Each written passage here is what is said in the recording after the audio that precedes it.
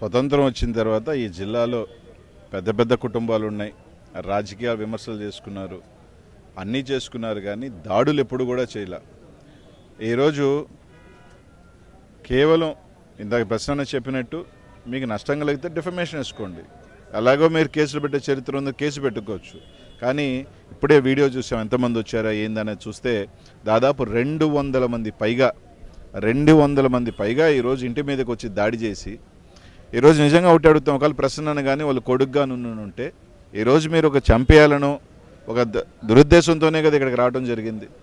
ఈరోజు రాజకీయాలలో ఈరోజు మాట్లాడుకుంటారు, తిట్టుకుంటారు అన్నీ రకాలు ఉంటాయి, కానీ ఇలాగ ఇళ్ళ మీదకి వచ్చి ఇళ్ళ మీద రాయలసీమలో కూడా ఏదన్నా ఉంటే ఇంటి బయట తేల్చుకుంటారే కానీ ఇళ్ల లోపలికి వచ్చి దాడులు చేసింది ఈరోజు దాకా రాష్ట్రంలోనే ఎక్కడా కూడా రాజకీయ కుటుంబాల్లో రాజకీయాలు ఒకళ్ళుంటే దాడి చేసింది ఎక్కడా లేదు.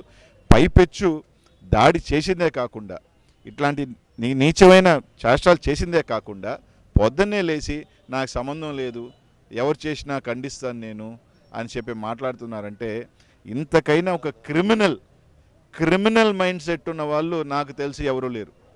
ఈరోజు పెద్ద మనిషి ముసుగు, బయటంతా మేము సేవ చేయని వచ్చాం, మేమంతా మంచి చేయని వచ్చామని చెప్పుకుంటూ ఇట్లాంటి ఒక క్రిమినల్ మైండ్ సెట్ ఉందంటే దీన్ని బట్టే అంటే మేము ఎవరినైనా మాట్లాడే హక్కు మాకుంది.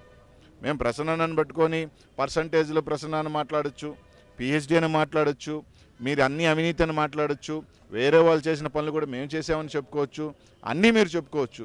కానీ ఇదే ప్రసన్న కుమార్ రెడ్డి గారు మాట్లాడితే వెళ్ళమంటే ఇంకెవరు కూడా మా గురించి ఎత్తేదానికి లేదు, మాకు డబ్బు ఉంది, డబ్బు పొగరుంది, మేమేమైనా మాట్లాడతాము అనుకొని మాట్లాడుంటే ఇది ఒక క్రిమినల్, అంటే ఎక్కడో దగ్గర అంటే ఫ్యాక్షనిజం కూడా కాదు, ఇది ఒక క్రిమినల్, ఒక నీచమైన మనస్తత్వం కలిగితే తప్ప ఇట్లాంటివి చేయరు.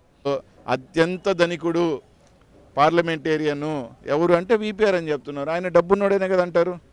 నిజంగా చెప్తా ఉన్నా, నువ్వు మీ ఆయన ఈరోజు నేను మాట్లాడే గంట దాకా క్వాడ్స్ మీద విచారం చేయండి, నాకన్నా ముందు మీ ఆయన జైలుకి పోతాడు. మీ ఆయన కంపెనీ పెట్టి కలెక్షన్ దండింది మీ ఆయన జైలుకి పోతాడు మా అందరికన్నా ముందు, అదొక్కడు గుర్తుపెట్టుకో. ఆ దాన కర్ణులు అన్నీ కూడా తొందరలోనే బయటకు వస్తాయి. ఏ డబ్బులు మీరు వాడారో, సిఎస్ఆర్ ఫండ్ అనేది ప్రజల హక్కు. అంటే నేను ఒక కంపెనీ పెట్టుకుంటే, ఒక ఎస్టాబ్లిష్మెంట్ చేసుకుంటే 2% అనేది నెట్ దీంట్లో సిఎస్ఆర్ డబ్బులు ఖర్చు పెట్టేది, అది ప్రజల హక్కు.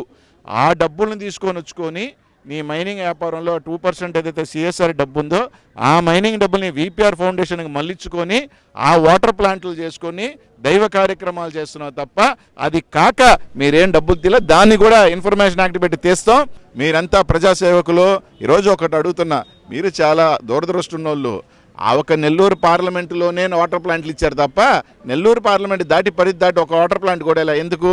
రేపు ఎలాగో పోటీ చేస్తున్నాము, ఈ సిఎస్ఆర్ డబ్బులు తీసుకొని వచ్చి దాంట్లో పెట్టి నేనేదో పెద్ద దానకర్ణుడు. మీరు దానకర్ణుడికైనా మీ క్రిమినల్ ఈరోజు అధికారంకి వచ్చిన తర్వాత మీ క్రిమినల్ మైండ్ సెట్ని బయట తీసుకొచ్చారు ఈ జిల్లాలో.